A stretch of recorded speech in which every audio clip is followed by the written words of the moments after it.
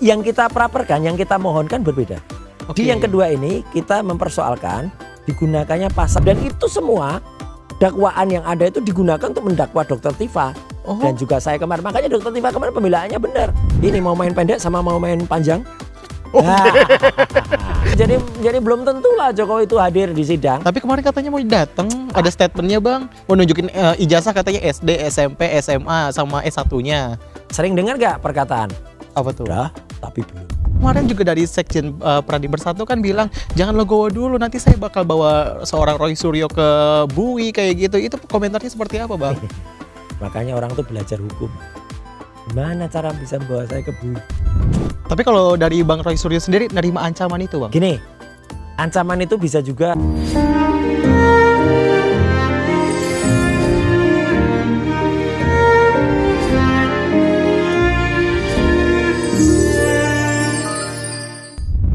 Hai Sobat iJoss dimanapun Anda berada, senang sekali Deep Talk with Syam Hakung bisa kembali hadir menjumpai teman-teman semua. Kali ini kita bakal ngobrolin kasus yang lagi dalam tanda kutip seksi, yang lagi dibahas oleh semua orang, soal kasus ijazah Jokowi, mantan Presiden ke-7 Republik Indonesia. Di studio iJoss sudah ada Roy Suryo, ini dibilangnya tersangka atau apa di bang? Terserah, tersangka boleh, sekarang udah naik jadi terdakwa boleh, pemenang pra-peradilan boleh, lah iyalah. Gitu. Meskipun saya tidak boleh terlalu gembira mengatakan pemenang karena ini nikmat ridho dari Allah yang kita terima. Dan masih ada kita ngobrol ini ketika sedang berlangsung tadi barusan pembacaan untuk permohonan kami untuk praper yang kedua. Nah, Oke. Nah, kita sebelum ke praper yang kedua, sebelumnya apa kabar? Karena tadi habis ikut sidang. Iya, alhamdulillah baik. Baik dan ya bang. Kabarnya kenapa saya bilang baik, Mas Syam? Karena gini. Tentu masyarakat juga sudah dengar ketika orang mendengar kata pra-peradilan yang terbayang itu adalah kalah biasanya atau ditolak. Dan itu sampai ada lawyer dari pihak sebelah, sebenarnya juga bukan lawyer pihak sebelah juga, dia cuma ngikut-ngikut aja. Ya dia memang lawyer tapi nggak ada hubungannya, dia nggak punya legal standing. Saya yang manggilnya sebagai mak lampir itu ya, lawyer cewek yang boleh dong gitu. Dan dia bilang kalau 1000% nanti pasti akan kalah gitu. Oke. Terbukti. Alhamdulillah. Saya tidak perlu jumawa mengatakan kami pasti menang. Tapi ya kemarin jelas betul apa yang kami praperkan, yaitu soal penangkapan, penahanan, dan penggeledahan, itu kami menang. Meskipun ada dua yang lain yang itu kecil-kecil, itu sebenarnya bukan dagingnya. Yang soal penahanan oleh jaksa, karena memang sudah kita tarik itu sebagai permohonan kami. Satu lagi soal ganti rugi. Memang kemarin belum kami mintakan. Tapi apakah tidak kami mintakan? Tidak juga. Nanti akan kami mintakan setelah kemenangan dari 3 klausul ini. Oke. Ya. Tapi kalau misalnya ngomongin soal pra-peradilan yang pertama kemarin, itu kan fokusnya adalah soal penangkapan, penggeledahan, kemudian penahanan dan penggeledahan. Itu tiga-tiganya akhirnya menang. Dimenangkan. Karena terbukti bahwa apa yang saya alami, yang sebelumnya sempat saya sampaikan itu seperti film pengkhianatan G30 SPKI. Dan memang benar. Gitu loh, artinya ketika datang kemudian saya dipaksa nggak pakai surat lah, nggak pakai pemberitahuan maksud saya. Mereka datang membawa surat, tapi surat itu harusnya surat itu ditinggal. Tidak, ya gitu, tidak. Terus harusnya mereka bawa putusan pengadilan setempat, gitu ya. Saya sempat lihat putusan pengadilannya, tapi mata saya langsung lihat, ini putusan pengadilannya tahun lalu. Saya nggak perlu masalahkan di situ. Karena kalau saya masalahkan itu bagaimanapun juga pasti tetap diseret gitu. Jadi ya udahlah, pokoknya saya tahu pasti itu putusan pengadilannya salah. Kemudian harus ada, saya jelek-jelek ini Bang Sam. Aku kan juga baca aturan tentang bagaimanapun itu harus disertai pengurus RT atau RW setempat. Itu nggak ada juga. Nggak ada, mereka tiba-tiba langsung datang kemudian ke pos satpam, terus menggelandang satpam ikut ke rumah, satpamnya pun sopan loh, satpamnya nggak mau masuk rumah. Dia hanya di luar. Mereka itu masuk, terobos. Minta dibukain pintu, paksa masuk. Makanya kan sampai pada akhirnya saya pernah cerita di beberapa termasuk di iNews juga meskipun di acara lain. Saya cerita kalau saya mau ganti baju aja nggak boleh. Untung saya pakai baju ketika saya sholat 2 jam sebelumnya gitu ya. Jadi jam 4:30 saya udah sholat, itu kan 6:30 jam 7. Jadi saya udah pakai baju yang ya lumayan lah gitu. Meskipun baju rumah, celana jeans rumah sama. Tapi saya kan pengen ganti yang lebih layak. Saya mau mandi, nggak boleh. Cuci muka aja nggak boleh. Bahkan kata-kata saya ada dalam rekaman itu, bahwa kata-kata saya mirip-mirip film G30S. Kalau kita nonton, silakan nonton, ada adegan salah satu jenderalnya bilang kalau saya mandi dulu gitu. Oh, nggak usah, langsung aja berangkat jenderal gitu. Minimal cuci muka toh. Gitu.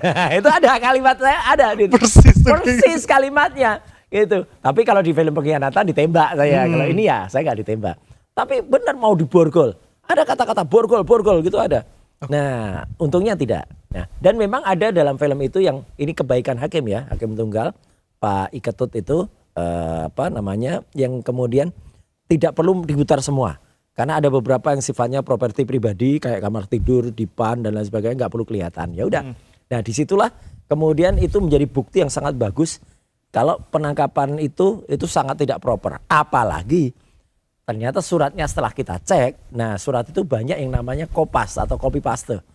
Dari surat penangkapan mungkin orang lain yang ternyata oke, nama saya betul, alamat juga betul. Tapi ternyata di situ surat itu harusnya untuk penangkapan yang maunya diperiksa. Padahal kan saya sudah selesai pemeriksaan. Karena udah PDW1. Iya, nggak ada lagi pemeriksaan. Itu hanya mau dibawa ke kejaksaan. Maunya bawa ke kejaksaannya padahal hari Senin. Lah itu kok ditangkap hari Jumat itu tujuannya apa? Apa untuk hadiah orang yang ulang tahun hari Minggu?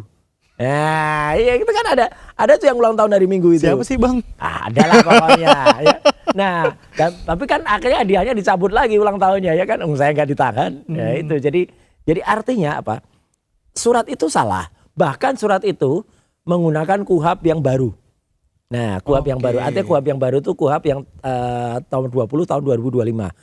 Padahal penyidik yang kemudian membicarakan atau menyampaikan pada divisi hukumnya yang ada di sidang pra-peradilan, dia menjelaskan dia melaksanakan KUHP yang lama.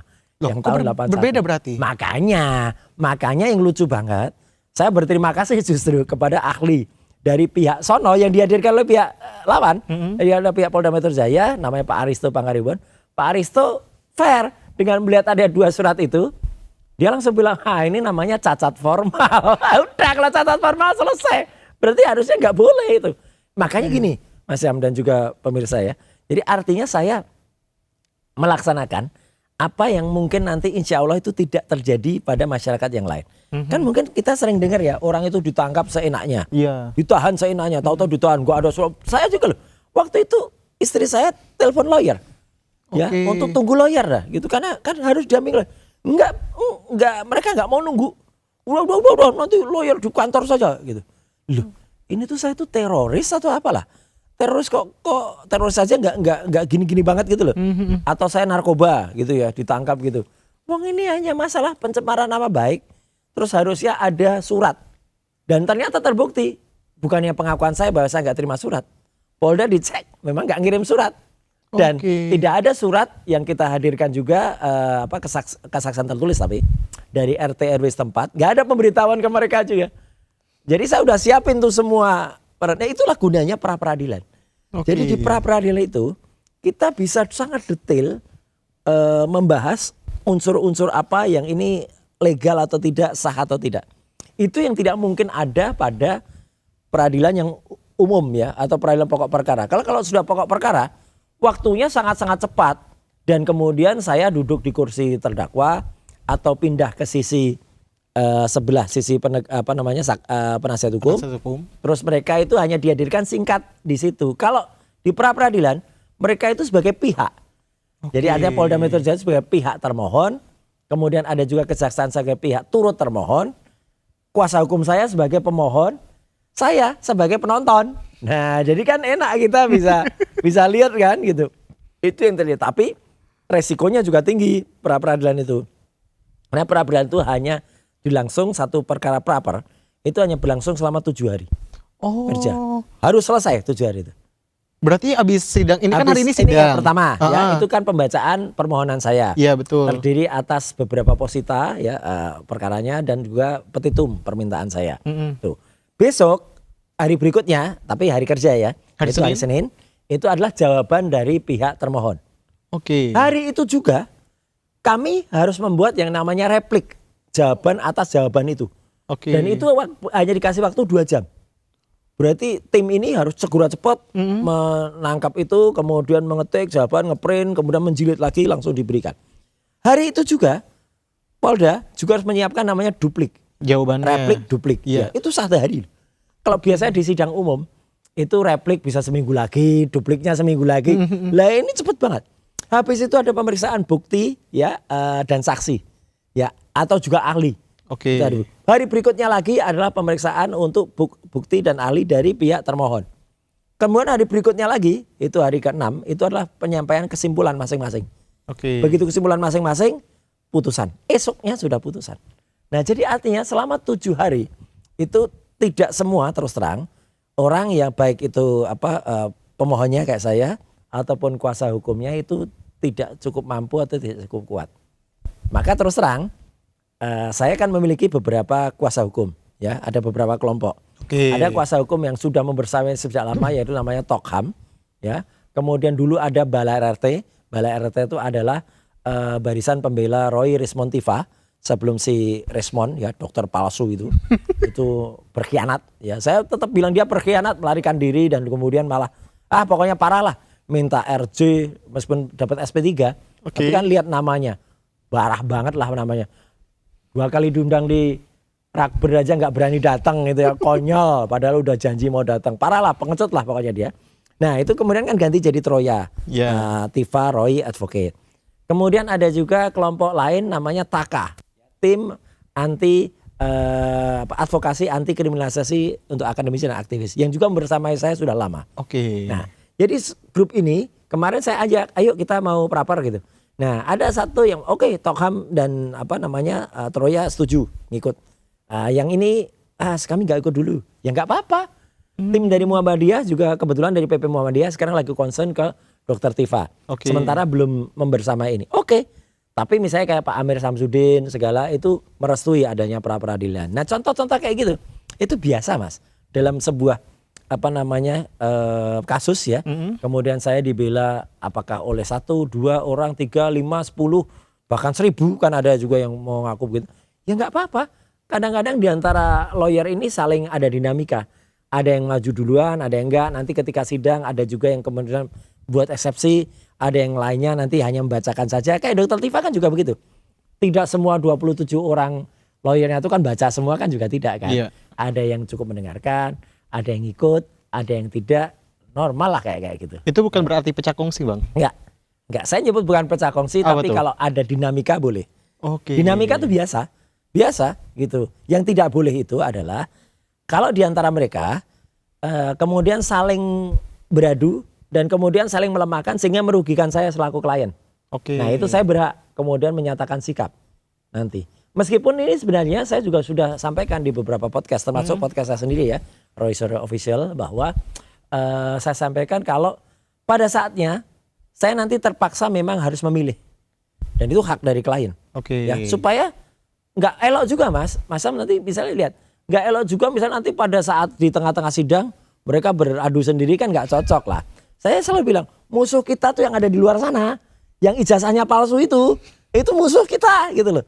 Jangan diantara kita saling bermusuhan gitu loh. Kalau masalah cara, yang satu pengen cepet-cepet selesai ngegas. Maksudnya mau cepet-cepet ke pengadilan, iya, yang satu cepet ke pengadilan, cepet sidang. Yang satu bilang nanti dulu sidang siap-siap dulu apa semua. Ya itu biasa Mas kayak gitu, normal. Toh juga pra-peradilan itu kenapa saya tadi bilang itu adalah pilihan yang sulit juga. Banyak loh. Bukan banyak lah, memang mostly rata-rata pra-peradilan itu kalah.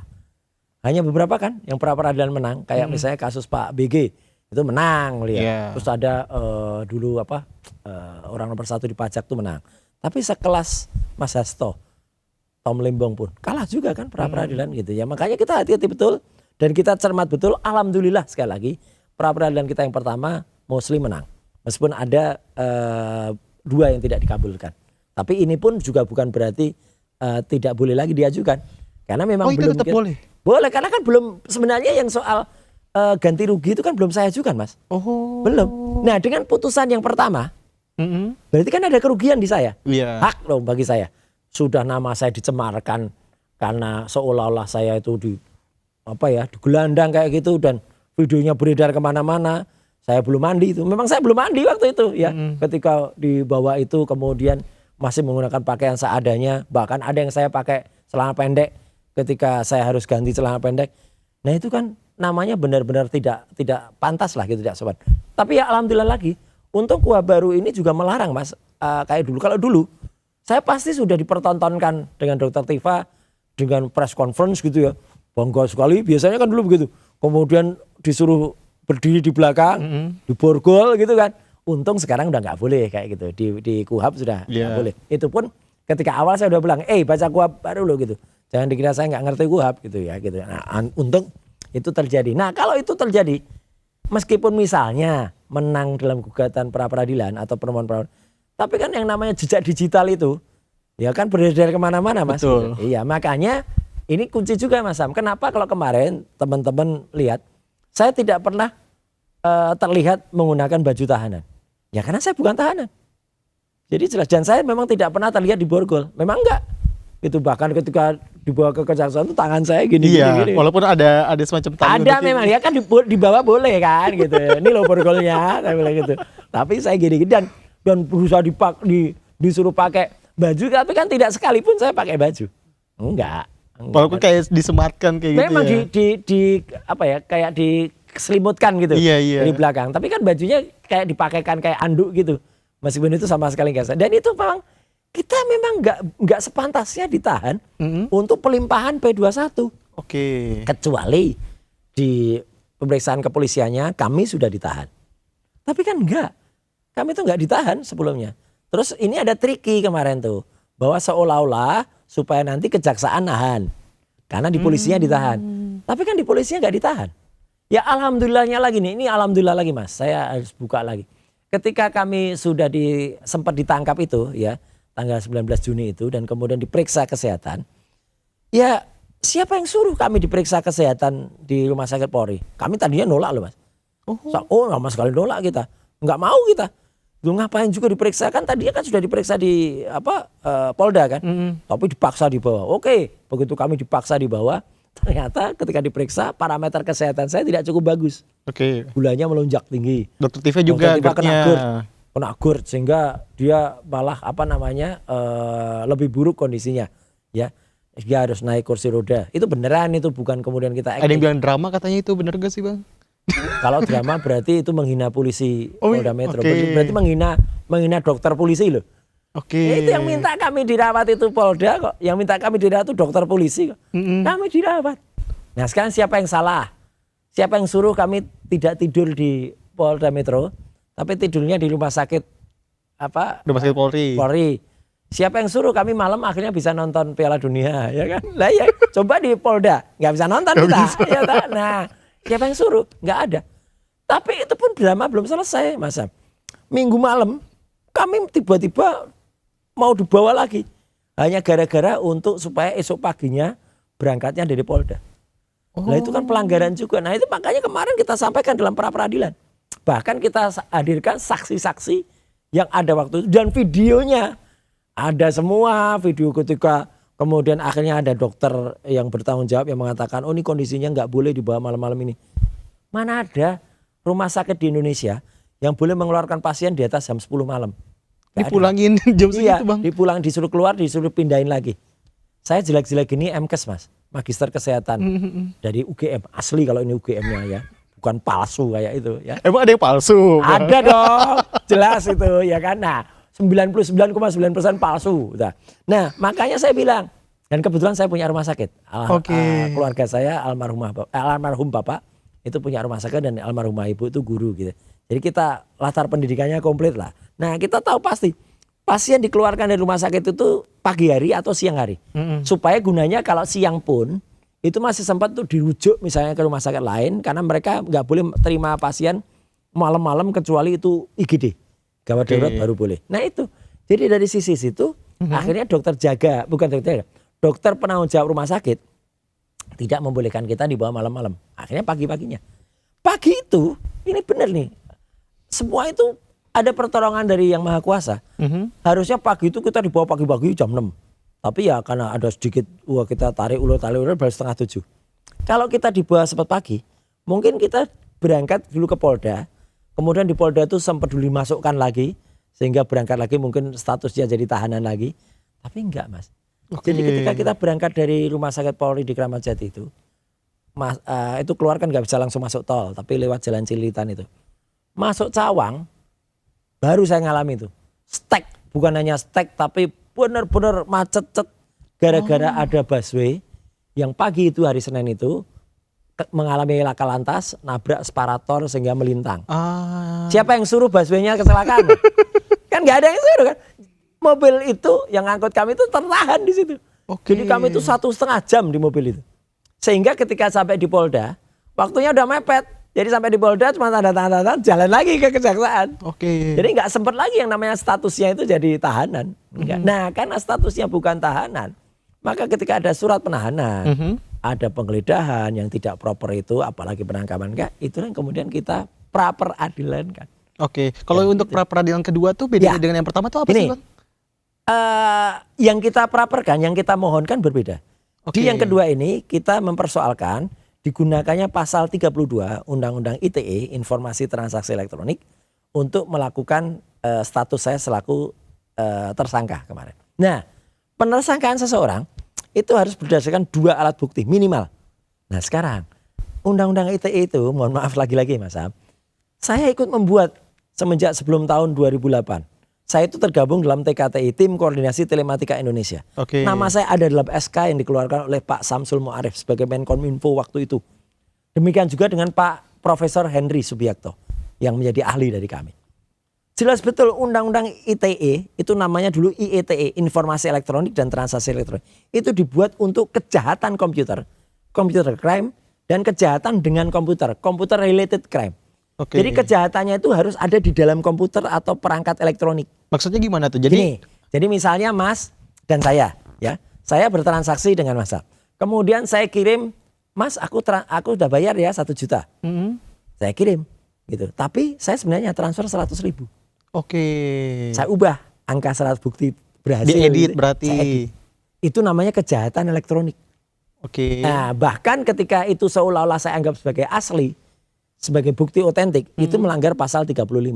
Meskipun sederhana, saya bisa kena 8 sampai 12 tahun, Mas. Karena apa? Karena itu mengubah satu bukti elektronik. Atau kejahatan yang pernah terjadi ketika muncul Undang-Undang ITE itu dulu alasannya adalah tahun 2004, pemilu terbuka kita pertama kali, pemilu langsung, itu ada pengubahan atau hacking terhadap situs-situs pemilu. Waktu itu situs partai politik berubah jadi partai nangka, partai jabu, partai apa gitu. Ada orang yang menghack itu. Jadi apa? Artinya data itu benar-benar berubah. Bukan hanya tampilannya. Nah sekarang yang terjadi pada kasus Jokowi ini, katanya Jokowi punya ijazah, katanya. Itu berubah enggak? Enggak. Yang berubah tuh hanya tampilan yang katanya itu scan ijazah milik Jokowi yang diupload oleh seseorang namanya Dian Sandi Utama, kader partai itu, ya Partai Gajah. Partai Gajah itu artinya partai nggak punya ijazah. Nah, itulah. Nah, kemudian kalaupun itu dijadikan bukti, Mas, saya hanya melakukan analisis terhadap bukti yang dimiliki oleh Dian Sandi itu. Yang diupload itu. Yang saya upload. Ya, saya juga nggak pernah upload. Dian Sandi yang upload. Saya hanya menunjukkan gambar dari Dian Sandi itu saya tunjukkan di acara TV malah. Misalnya Rakber atau acara TV sebelah ya. Apakah itu ILC atau kayak itu mana. Atau di podcast orang. Saya tidak pernah masuk dalam klausul yang disebutkan di pasal 32 ITE. Karena di pasal 32 ITE itu harus orangnya sendiri yang mengupload. Di situ ada yang namanya mentransmisikan. Saya nggak punya akun, Mas. Saya nggak punya akun X, nggak punya akun Facebook, nggak punya akun yang bisa saya gunakan untuk itu. Jadi artinya saya nggak bisa kena. Yang harus kena memang respon, kalaupun dia kena.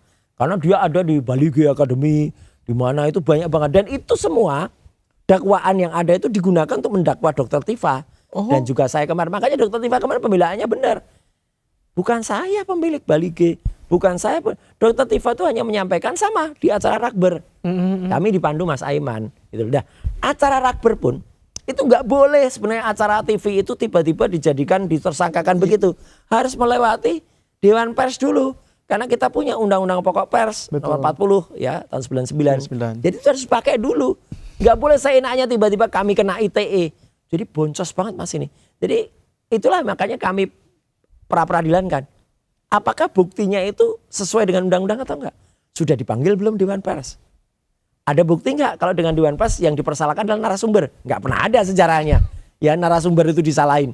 Ya itu biasanya nanti Dewan Pers itu mengadakan yang namanya dipanggil, dimediasi. Kalau ada pihak yang berkeberatan, kemudian dicari. Dan seorang host atau presenter itu sebenarnya wajib juga untuk melindungi ya acaranya, melindungi juga narasumbernya. Dari situ saja sudah pasti nggak kena. Yang kedua adalah ketika saya melakukan analisis. Mas gini, misalnya saya ibaratnya melakukan pemeriksaan ya. Ini pakai analogi medis lagi. Saya melakukan pemeriksaan terhadap ibu-ibu yang maaf misalnya mengandung. Kemudian kita USG, ultrasonografi. USG sekarang kan canggih banget. Sampai muncul berwarna, sampai muncul 4 dimensi. Kemudian di situ dianalisis, diprint, kemudian dari situ diputar sehingga nampak bayinya itu bisa lebih kelihatan. Oh ini cowok, karena bisa kelihatan seksnya gitu ya, seksnya, kelaminnya. Apakah saya melakukan analisis itu bisa dianggap merusak bayi yang ada di kandungan? Kan enggak. Ini adalah analisa. ELA ini error level analisa ini kecuali saya melakukan misalnya yang namanya operasi terbaru sekarang namanya laparoskopi. Laparoskopi sekarang itu tidak perlu kita belek Mas, tapi cukup 3 titik 1, 2, 3. Kemudian dokter itu memasukkan alatnya, kemudian dilihat di situ. Nah kalau itu pun meskipun menggunakan elektronik bisa dibuat kita melakukan tindakan. Itu pun kan tujuannya untuk menyembuhkan. Gak ada laparoskopi untuk membunuh ibu kan gitu, gak ada, atau membunuh pasien. Nah dari situ saja udah boncos penggunaan undang-undang ITE-nya tidak cocok. Undang-undang ITE itu digunakan untuk menangkap hacker yang mengubah situs-situs tadi. Karena dulu kita nggak punya undang-undang ITE. Kemudian untuk melakukan transaksi elektronik. Makanya pasalnya kemudian tujuannya kalau ada orang mengubah transaksi jadi besar. Jadi 8 tahun, 12 tahun. Nah kalau kita mengubah, sebenarnya bukan mengubah ya. Kita adalah melakukan penelitian ya atau melakukan analisis terhadap itu. Nggak salah. Respon pun kalau mau dikenakan itu harusnya dia juga nggak kena kalau untuk pasal 35. Karena dia hanya melakukan analisis fontnya tidak sesuai. Tapi kalau mengupload, responlah yang mengupload. Dian Sandi juga mengupload. Harusnya mereka yang kena Mas, bukan kami yang kena. Tapi kan respon udah RJ jadi udah nggak bisa kalau kena. Nah RJ pun nanti akan kita pasalkan. Gini, namanya RJ, Restoratif Justice, itu kan permohonan maaf seseorang. Tujuannya apa? Untuk akhirnya dilakukan SP3. SP3 itu kependekan dari surat perintah penghentian penyidikan. Surat perintah penghentian penyidikan. Yang dihentikan itu penyidikannya. Saya respon Dr. Tifa, kemudian juga dulu ada Egy Sujana, Damai Lubis, Rizal Fadilah, Rustam Effendi, Bu Kurnia Troy. Itu 8 orang ini, bahkan awalnya 12 orang yang dilapor. Dalam satu LP yang sama, dalam satu penyidikan yang sama, LP kami 1 Mas. Kalau LP-nya 1, suratnya dihentikan, yang berhenti 1 atau 8? Harusnya semua. 8 berhenti, nggak boleh nyatanya... Nah makanya itu yang tidak sesuai. Makanya ngambil langkah pra-peradilan. Betul, nanti itu pun mungkin akan kita praperkan lagi, dan ini nggak mungkin dilakukan di pengadilan pokok utama. Karena pasti akan itu udah lewat gini-gini. Nah, kan kalau praper mungkin Mas, sebelum praper itu artinya sebelum masuk peradilan yang sesungguhnya. Semua bukti syarat-syarat itu bisa dibedah. Dan inilah termasuk. Jadi yang namanya SP3, surat perintah penghentian penyidikan, itu adalah suratnya berhenti. Kalau suratnya sudah berhenti, harusnya sudah nggak ada lagi penyidikannya. Semua harus berhenti kecuali muncul surat perintah baru, sprindik baru, sprindik yang kemudian atas nama saya sendiri, atas nama Dr. Tifa sendiri. Jadi kalau dulu harusnya, ketika tadi SP3 yang pertama untuk Egy Sujana dan Damai Lubis, harusnya ini adalah semuanya. Kemudian yang ini 2 di stop, yang 6 dibuatkan lagi, misalnya LP baru. Nah baru itu boleh. Faktanya enggak. Tetap pasti pakai 1. Dan yang lebih menarik lagi, ini memang banyak boncosnya Mas.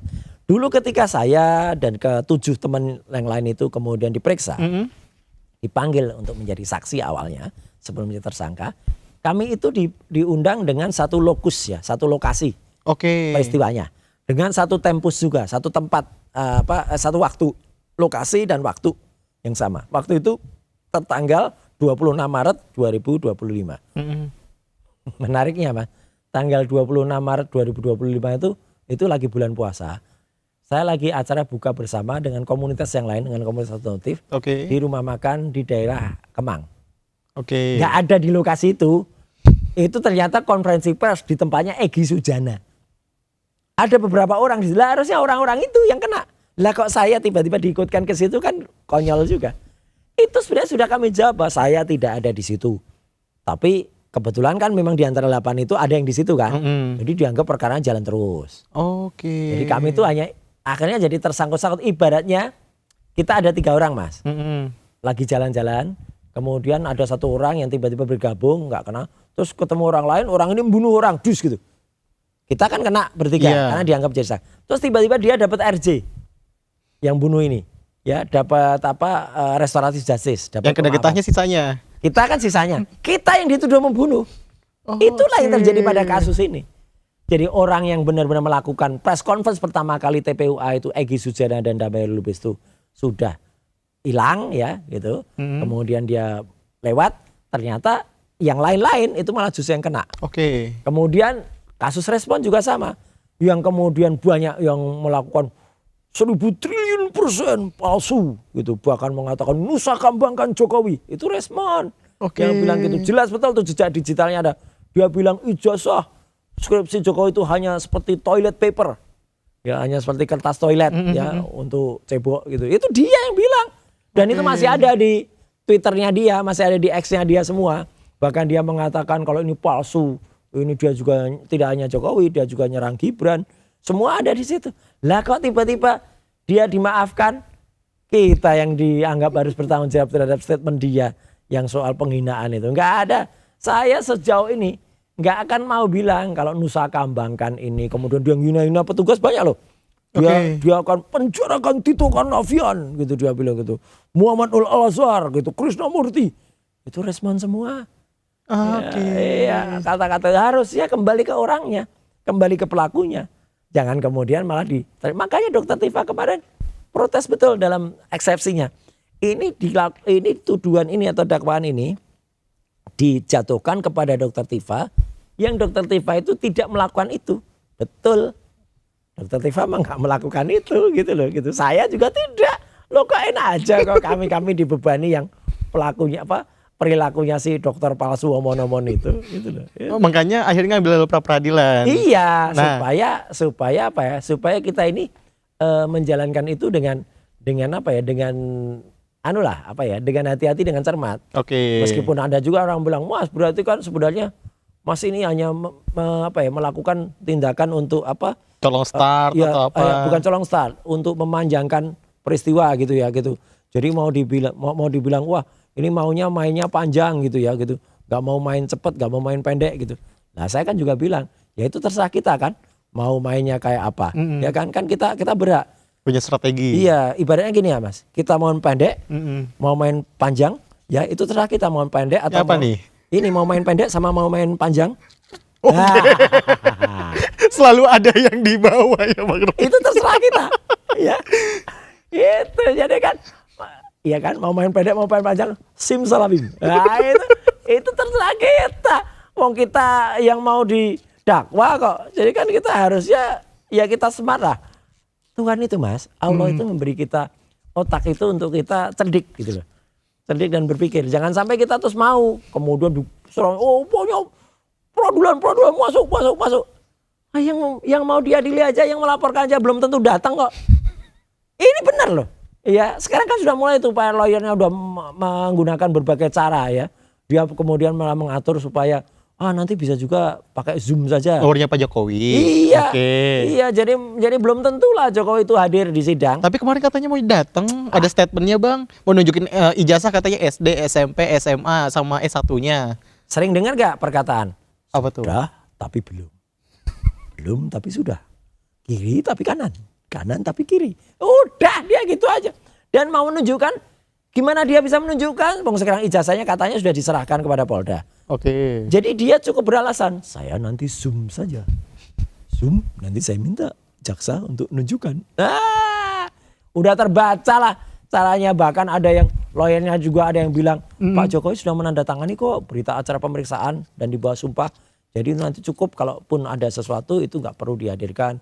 Beliau juga sibuk katanya mau roadshow. Lah ini malah acara politik diutamakan dibandingkan dengan dia harus menjadi Tapi pelapor. akan menjadi bumerang juga kan kalau Sangat. misalnya Pak Jokowi tidak hadir Ya. dalam persidangan itu. Bahkan kami akan minta kalau dia tidak hadir secara fisik secara langsung, ya perkaranya harus gugur, harus batal demi hukum. Yang Oke. namanya pelapor saksi itu harus hadir, Pak. Harus, ya gitu. Itu kayak ini kayak adegan G30 SPKI lagi. Ya. Apa tuh? Jadi ketika Pak Harto mau melepaskan dia tidak ditunjuk waktu itu dengan apa Jenderal Pranoto gitu.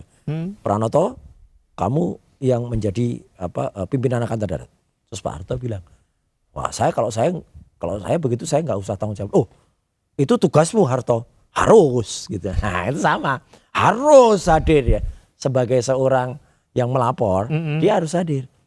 Tapi kan itu dia akan jawab nanti, kan hadirnya bisa pakai Zoom. Nah nggak boleh, Oke. harus hadir fisik. Tapi kan dia bisa beralasan, lah buat apa saya hadir fisik? 2 ijazahnya sudah dibawa oleh Polda waktu itu dan harusnya sudah diserahkan kejaksaan. Tapi ini ada yang menarik. Ketika kami memeriksa barang-barang bukti yang nantinya, meskipun sampling ya, akan digunakan nanti pada saat sidang di Kejaksaan Negeri ya pada tanggal 22 Juni. Saya Dr. Tifa kemudian dengan 4 kuasa hukum ya 2 dari saya, 2 dari Dr. Tifa, yang dari Dr. Tifa Pak Al-Katiri dan Pak Randansyah, dari saya itu Pak Gafur Sangaji dan kemudian Pak Refli. Itu kita lihat barang-barang buktinya itu harusnya kan kalau yang paling penting itu ijazah. Ijazahnya nggak ditunjukkan itu alasannya nanti Pak ijazah itu barang bukti utama. Mestinya ijazah itu secara khusus ada mapnya atau secara eksklusif gitu ya. Ini loh.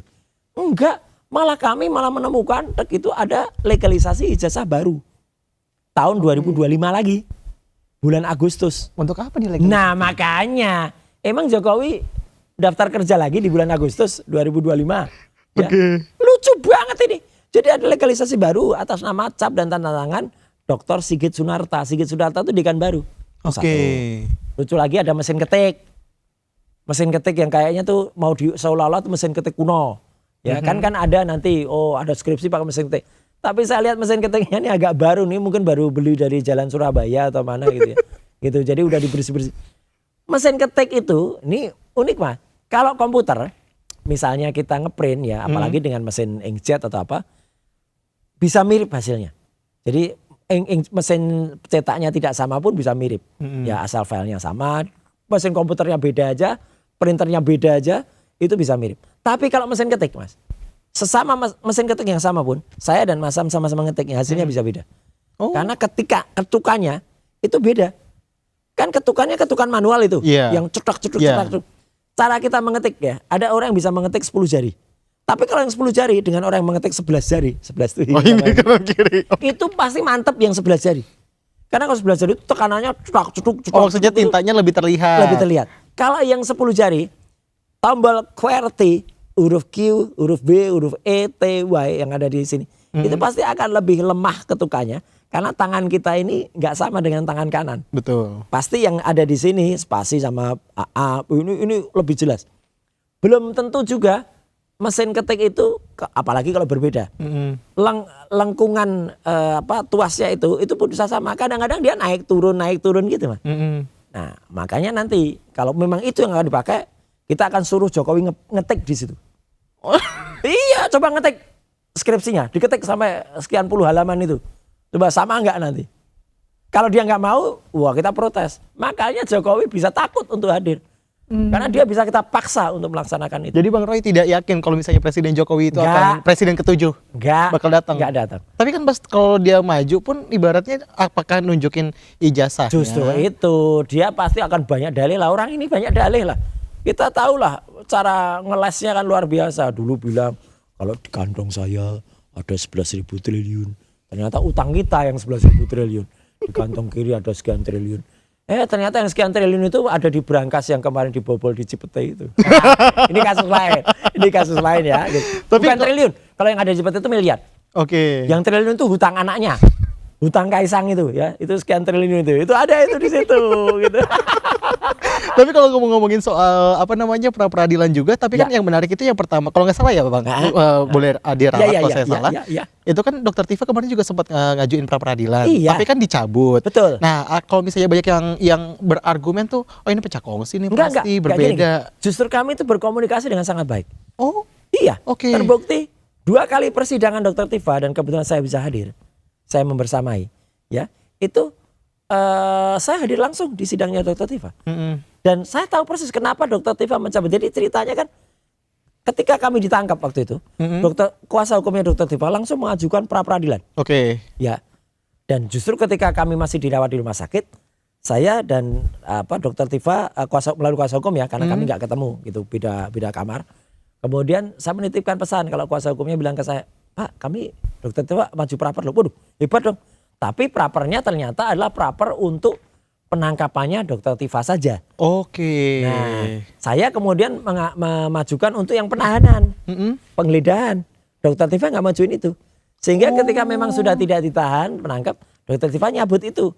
Nah, karena dia nyabut, kemudian perkara pokoknya sudah terbit nomornya, ya perkara pidana nomor 301 dan saya nomornya lebih dulu nomor 300. Oke. Dokter Tifa kelihatan tidak mengajukan praper lagi, jalan.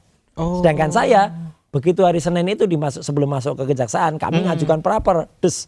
Maka sesuai dengan KUHP yang baru, ya praper saya harus ditunggu sebelum perkara pokoknya masuk. Oke. Tapi kemarin kalau misalnya dari kuasa hukumnya Dokter Tifa tuh bilang Presiden Jokowi atau Presiden ke-7 nggak perlu ditahan. Presiden ke-7. Iya, Presiden ke-7. Bekas presiden. Mantan presiden. Bekas. Oke. Nah katanya nggak perlu ditahan, yang penting menunjukkan ijazah aslinya. Setuju?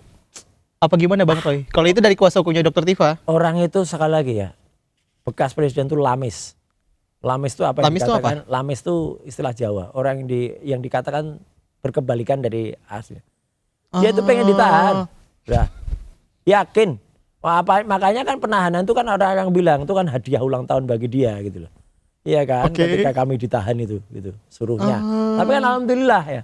Ada rahmah yang besar sekali yang akhirnya kan kami tidak pernah ditahan. Ya kan gitu.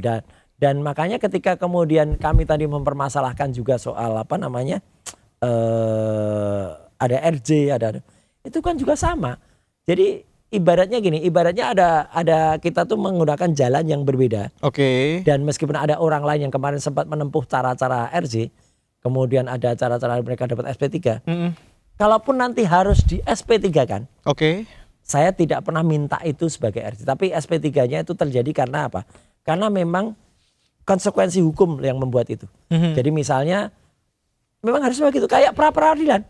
Jadi konsekuensinya ketika surat-suratnya tidak lengkap, tidak proper, salah atau cacat formal, ya harus dihentikan. Nanti misalnya kita gugat atau kita mohonkan pra peradilan untuk pasal 32, misalnya juga nanti ada pasal yang lain yang kita mohonkan. Ya kalau ternyata itu kami menangkan, insya Allah ya berarti memang ada cacat formal yang ada dan kami tidak mau kemudian hanya dikejar-kejar kayak kerbau gitu ya, dipacu-pacu, ayo masuk sidang. Kok kami dipaksa masuk sidang? Wong dia sendiri belum tentu hadir di sidang, kok kami dipaksa masuk sidang, kok kenapa gitu loh Mas. Oke. Gitu. Kemarin kan pra peradilan pertama tuh menang. Ini Ya. pra peradilan kedua. Alhamdulillah. Ya, Pra peradilan kedua tuh lagi berjalan. Ya. Tapi kemarin juga dari Sekjen Pradi Bersatu kan bilang jangan legowo dulu, nanti saya bakal bawa seorang Roy Suryo ke Bui kayak gitu. Itu komentarnya seperti apa Bang? Makanya orang tuh belajar hukum Mas. Gimana cara bisa membawa saya ke Bui? Mereka katanya akan menyurati Mahkamah Agung katanya. Iya. Ya katanya. Silakan surati. Ini perintah undang-undang. Yang namanya pra peradilan itu harus didahulukan dibandingkan dengan pokok utamanya. Belajar lagi lah, ada di antara mereka kelompok mereka yang kuatannya senior ya, inisialnya CI itu ya, CS sorry. Oke. CS. Pra peradilan pertama, wah dia datang, kemudian interupsi. Loh kok malah kalau mau interupsi itu hari Kamis. Di Ainus ya, sama Mbak Aya Nufus ya, bukan di sidang pengadilan negeri Jakarta Selatan. Kalau Rakber tuh Selasa atau Rabu ya gitu. Itu dia mau interupsi di luar, loh dia maju. Kemudian dia mau menjadi termohon intervensi. Diketawain sama hakimnya, benar-benar diketawain. Dia bilang, Pak, ini masalah kalau ada termohon intervensi itu adalah di perdata. Ini pidana Pak. Gitu. Aduh, terus dia keluar sampai malu. Memang tidak dimohon kan. Orang bukan bagian dari termohon, bukan juga termohon, turut termohon kok tiba-tiba maju ke depan. Tadi saya tunggu lagi, siapa tahu datang lagi. Gitu. Enggak, ternyata dia udah malu. Gak mau datang, padahal orangnya tadinya katanya mau somasi saya. Malu sendiri. Akhirnya kemarin dia di podcast bilang, saya gak somasi lah. Gitu. Karena buat apa gitu. Alah buat apa. Malu. Sama dengan yang ini. Siapa yang tuh? Katanya mau mengajukan itu, yang ya lah. Lebih lucu dari Sri Mulat lah. Ngajuin apa sih Bang? Itu yang katanya mau lapor ke Mahkamah Agung. Mau Oke. supaya saya ditahan. Mahkamah Agung kok bisa menahan, apalagi gitu loh. Lucu dah pokoknya. Tapi gak apa-apa lah. Ini hiburan bagi rakyat Indonesia, jadi lebih lucu dari Sri Mulat. Dan memang dia mirip-mirip pemain Sri Mulat kan, gitu. Itu kata Bang Roy ya? Kata saya. Saya akrab dengan dia, jadi nggak apa-apa, santai aja ya, gitu. Tapi kalau ngomongin yang satu ini Ya. nggak lucu Bang. Apa Kemarin sempat dengar Bang Roy katanya dapat ancaman. Benarkah ada ancaman sampai pembunuhan kayak gitu Bang? Sebenarnya kalau ini apa nggak kebalik, ya? Justru sebenarnya yang saya dengar itu adalah katanya Egy katanya. Oke. Egy katanya diancam seseorang yang kemudian orang itu ngaku orangnya Roy Suryo. Ih jahat banget saya kalau begitu. Saya tidak sejahat Rangga dalam film Ada Apa Dengan Cinta. Oke. Karena kalau Rangga itu dibilang oleh Cinta, Rangga kamu jahat. Nah, itu enggak lah, enggak ada. Tapi kalau ancaman itu terus terang ya Mas. Setiap orang memang tidak ada yang bisa melenggang bebas. Tapi saya tentu tidak perlu harus cerita panjang dan buat apa ya. Kemudian saya harus menyalah-nyalahkan orang lain. Jadi buat Egy nggak usah lah nyalah-nyalahin orang lain. Apalagi nyalain saya potongan kayak gini nggak pot. Kalau memang itu ada orang yang ngaku orang saya, tuntut dia, tangkap dia, katanya punya nomornya. Ya kan, katanya sudah bisa dilacak. Ya kalau belum bisa lacak saya bantu lacak deh nanti. Ya dengan CDRI itu ketemu dengan Call Data Record Information. Nanti akan ketahuan BTS mana dia. Dia ngaku-ngaku itu atau enggak, nanti ternyata dia cuma ngaku katanya orangnya sendiri. Kan dulu juga pernah gitu. Siapa itu yang sok ngaku-ngaku apa lawyer, tapi lawyernya palsu. Apokat palsu ya, dia punya kartu apokat dan dia tunjuk-tunjukkan ternyata bukan avokat. Si Aswan itu ya. Nah itu kan juga sama. Seolah-olah dapat WA waktu itu dari Dokter Tifa. Ketahuan yang bikin WA siapa, malu dia gitu loh. Karena ketahuan gitu siapa yang bikin. Dan kemudian seolah-olah dia komunikasi dengan Pak Al-Katiri. Tapi kalau dari Bang Roy Suryo sendiri nerima ancaman itu Bang? Gini, ancaman itu bisa juga kita rasakan. Ini terus terang, ini bukan acara infotainment ya. Tapi ancaman itu bisa juga dari yang kasat mata dan juga yang tidak kasat mata. Ancamannya seperti apa Bang? Adalah pokoknya. Saya kebetulan hidup dan lahir dari lingkungan seperti itu. Saya bisa tahu apa-apa yang pernah menyerang quote and quote saya. Dan itu pernah tertangkap CCTV di rumah ya udah semacam apalah. Kalau orang pernah baca dulu, masa baca nggak cergam paling terkenal karangan George Remy, karangan Herge, judulnya Tintin. Oh belum saya. Tapi artinya pernah dengar ya Tintin. Oke. Nah Tintin tuh ada yang judulnya 7 bola ajaib. Nah itu saya pernah dikirimi kayak gitu. Oh. Bola api. Berarti bukan melalui pesan singkat atau Enggak, misalnya langsung? kalau pesan singkat ke saya namanya kalau dalam istilah apa namanya peribahasa daerah itu kutuk marani sunduk. Apa tuh artinya? Kutuk tuh apa anak ayam mendatangi pemukul. Kalau berani-berani kirim WA ancaman ke saya. Dalam waktu singkat pasti akan ketahuan. Dan banyak kalau yang namanya ancaman itu bukan berarti ancaman fisik ya. Gangguan terhadap sifatnya remeh-temeh pun banyak. Kalau pembunuhan yang tadi saya tanya ini tuh? Enggak lah itu enggak ada. Ya, pembunuhan karakter ya. Oke. Banyak pembunuhan karakter saya, katanya saya itu jahat, katanya saya nggak ngasih duit, katanya saya ijazahnya juga palsu. Gimana bisa orang yang berijazah palsu nuduh saya ijazahnya juga palsu? Aduh, orang yang nggak punya kartu atau basnya dibukukan ya, berita acara sumpahnya dibukukan, orang bisa tahu lah siapa itu yang basnya dibukukan. Itu nuduh saya macam-macam, aduh parah deh pokoknya. Tapi alhamdulillah dan juga insya Allah kalau soal pembunuhan sih enggak. Bahwa yang aneh-aneh itu juga, kalau yang aneh-aneh yang apa istilahnya adalah yang lucu-lucuan, itu malah kita pakai sebagai lucu-lucu kok. Oke. Kan ada orang dulu yang takut ya, tuh takut kalau misalnya kita maju itu dengan setan-setan yang kecil-kecil. Nah, setan-setan kecil-kecil itu Mas pernah dengar kan istilahnya adalah TUYUL. Itu dulu ada filmnya itu di grup ini sejaban dulu. Tuyul dan Mbak Yul. Ya, nah ini Tuyul tuh juga ada kayak gini nih ya. Ada ini. Apa tuh tulisannya? Ini tulisannya adalah tiga tuyul beda nasib ketika SP3. Ini dulu ketika tiga tuyulnya tuh siapa? Ya siapa lah. Pokoknya baca kisah saya. Ya, dulu ada yang 2 sudah dapat. Ya, kemudian satu lagi nyusul. Tapi yang satu nyusul ini harus bikin buku lah, harus nipu lah, harus apalah, harus pokoknya sampai namanya terhina sehina-hinakan. Nah ini dia ngumpet sendiri di belakang nih. Tuyul bergerak dokter palsu. Bang Maka kita nikmati aja. Saya nikmati aja kayak gini. Jadi kalau misalnya nih, Mas Sam, ada orang bilang, saya melakukan serangan teluh. Teluh Sunda atau teluh Tomini, nah gitu. Atau saya kirim, ya kita ketawain aja. Ya, alhamdulillah, saya masih percaya di atas langit ada langit dan di atas langit yang tertinggi itu ada Tuhan yang Maha Kuasa, ada Allah Subhanahu Wa Taala. Terakhir, Bang Roy, kalau ngomongin soal dapat ancaman, mau itu bentuknya fisik atau ancaman dalam bentuk apapun, akankah melakukan RJ? Sama sekali tidak. Dari awal ya, alhamdulillah Dokter Tifa juga menyampaikan jawabannya sama. Dan itu saya appreciate kepada sidang pertama, saya tepuk tangan yang paling keras itu. Ketika saya akan tetap melakukan eksepsi yang mulia, kata Dokter Tifa, dan saya akan lawan. Wah itu bahas persis. Saya akan lawan gitu. Itu kan ada yang gitu kan. Dihina-hina saya akan lawan. Disuruh juga ijazahnya, saya ngumpet. Itu kalau Dokter Tifa enggak akan lawan. Makanya tawaran RJ itu udah berkali-kali. Ya dari segala sisi, mau dikasih sesuatu, mau yang diancam, ketika di kepolisian, ketika di kejaksaan, bahkan di pengadilan kemarin Dokter Tifa juga lihat. Insya Allah saya tidak akan mau melakukan RJ kecuali yang bersangkutan justru RJ kepada seluruh rakyat Indonesia. Mohon maaf lah kepada seluruh rakyat Indonesia. Itu yang bersangkutan itu siapa?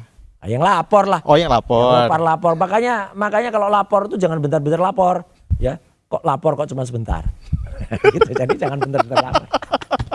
Bang Roy Suryo, terima kasih sama-sama sudah hadir di Deep Talk. Ya, itu tadi perbincangan kita Sobat Ayus dari Deep Talk with Syam Hakung kali ini. Terima kasih udah nonton. See you di next episode.